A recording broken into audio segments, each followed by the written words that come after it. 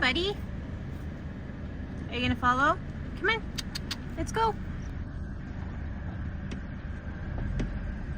I'm normally never out here this early. It's not even 10 o'clock, but it's supposed to be another very hot day today. So I wanted to get some Rudnik time in before it gets too hot. And for those asking, there's shade up the hill that the horses have and trees. So they do have shade. They're not just exposed to the raw elements of the sun all the time. They just never go in the shade. Like, they just choose not to. I can't really change that. That's just the way they are. I swear he's getting browner by the day. Everyone's gonna think I'm lying. You don't even look like a blue roan right now. We got the farrier coming out tomorrow, which is good because his feet are starting to look a little bit worn right now. They're not looking too bad right now, but you can definitely tell in the summer they grow a lot faster than they would in the winter, and they get quite a bit more solid. Now, we did have some comments on a previous video asking how horses in the wild keep their feet clean and trimmed, obviously because they don't have someone with a hoof pick to come around clean them every day. You can see that they start chipping away at the bottom and kind of snapping off wherever they get long. So in the wild, horses have a much rougher terrain. So basically it acts like a nail file and just keeps their hooves trimmed around just from daily walking and moving. The rough terrain basically does a good enough job for them. You can see kind of on the underside here where it's growing and starting to chip away. So in the wild, it would just be basically that's how they would keep their feet nice and trimmed and short. He refuses to take little bites. He always has to try to shove the whole thing in his mouth all at once, and then he breaks it up when it's in his mouth, and then he ends up producing a ton of apple slime. Now, when it comes to people chewing, not a chance. Absolutely worst noise ever. But for some reason, horse slurps, can't get enough of them. You know that apple juice? I make some carrot juice. Unfortunately, Rudnik only has about just over a month left at his current boarding spot here. Come the end of August, we will be having to relocate him just because the farmer here will no longer be offering boarding services.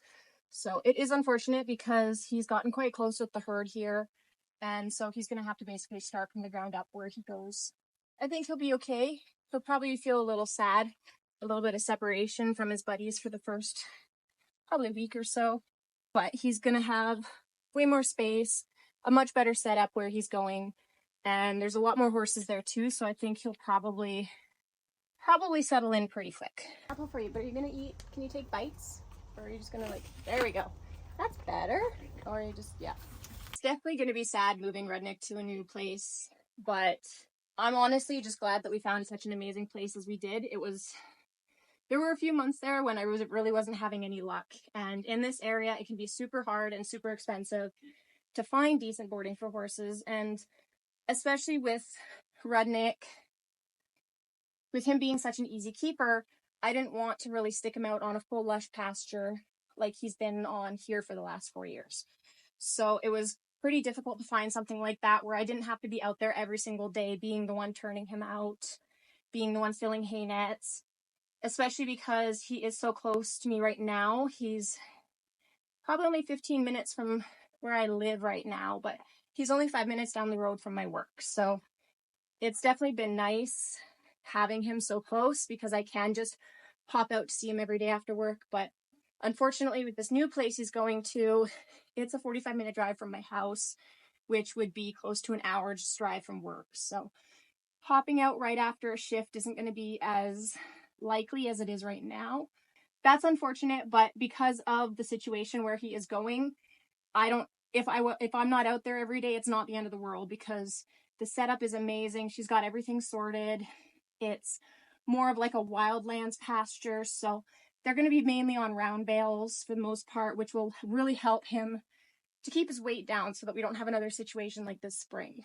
It's going to be a big herd. I think there's close to 20 geldings in the herd that he's going to be part of. A gorgeous arena there that we can ride in. There's trails, water, tons of trees for him for shelter. And the part I think he's going to be most excited about is he's going to occasionally get to be in a field with cows. And he's never gotten to do that before, but he's always been so drawn to cattle. It's part of his breeding. He's a cow horse. So I think it's going to be really cool to see how he interacts with them once he's actually living with them for a little bit. So I think he's really gonna like that. He's gonna enjoy that. Something to keep him stimulated and moving at least. So maybe he'll start cutting cows just for the fun of it. My only real concern was the farrier. It's taken us a long time to find a farrier that we really like. So after talking with her, she let me know that she does have more clients out there. So it's not going to be a problem for her to keep Rudnik on her list. So we're happy about that too, especially when your horse is barefoot. You don't want a farrier that just trims every horse like they have the same feet. You want someone who understands that all horses have different feet. Every horse needs a different kind of trim. And so after finding her, I was going to be quite heartbroken and devastated if we weren't able to keep her. It is definitely going to be hard being so much further away from him, especially as the pregnancy progresses. Not so much popping out to say hi after or before work, more so on my days off, it'll just be a full day spent out at the farm with him. He is going to need some time to settle in as well, so it's probably going to be better if I'm not there for a few days, the first few days. But especially as I get quite pregnant, my fiance is going to have to be coming out with me every time I go out, just in case. Because I still do want to ride, and the arena there is amazing. She's got a gorgeous setup there, a gorgeous arena. So I plan on riding as long as I can, but just having someone out there when I am riding, just as a precaution in case something does happen, is definitely for the best. It'll be less little stops before and after work, more of just kind of like a day trip thing. You're probably happy about that. It means I'll get out of your face, but I can see it definitely becoming a bit more challenging in the winter to get out there very often, but that's why I'm very happy with this place that he's going. It's got that perfect setup that I don't have to be out there every single day. I can if I want to be, but I don't have to be, because they're gonna just forage on the land. They've got their hay, they've got their water, their shade, everything they need they have.